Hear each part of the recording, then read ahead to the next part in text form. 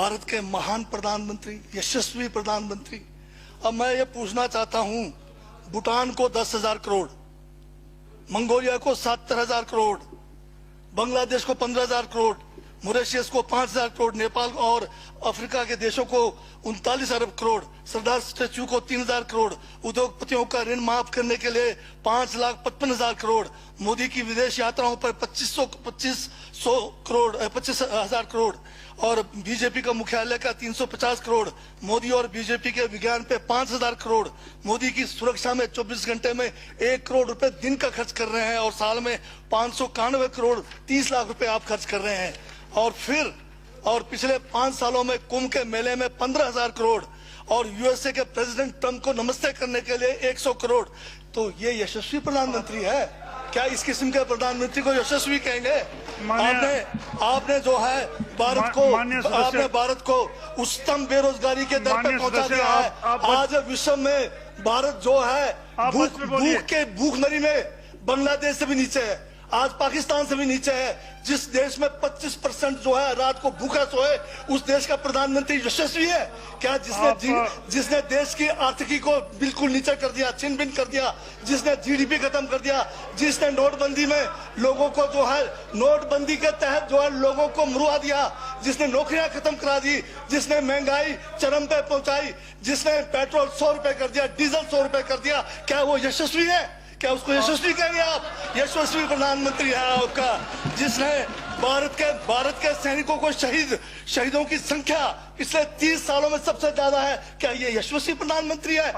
जिसने देश के अंदर चीन को घुसा दिया, क्या वो यशस्वी प्रधानमंत्री है? बजट पे बोलिए। माननीय सभापति महोदय, ये बजट में जिक्र हुआ है यशस्वी प्रधानमंत्री का और मुझे उसका जवाब देने का पूरा अधिकार है, जो मुझे कोई छीन नहीं सकता है। ये क्या यशस्वी कहेंगे इसको आप?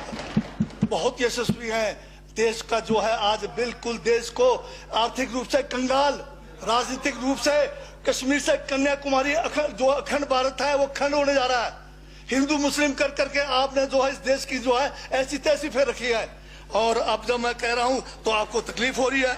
आप बताइए क्या तकलीफ किस उसमें है?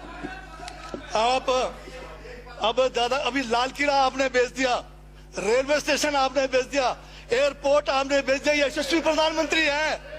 कोयले के खदाने आपने बेच दिया, रेलगाड़ी आपने बेच दिया, बंदरगाह आपने बेच दिया, बेकिस्मती जमीनें आपने बेच दी यशस्वी प्रधानमंत्री जी ने। और कहते हैं कि देश बदल रहा है, देश बिक रहा है। महाराज ये कहिए देश बिक रहा है।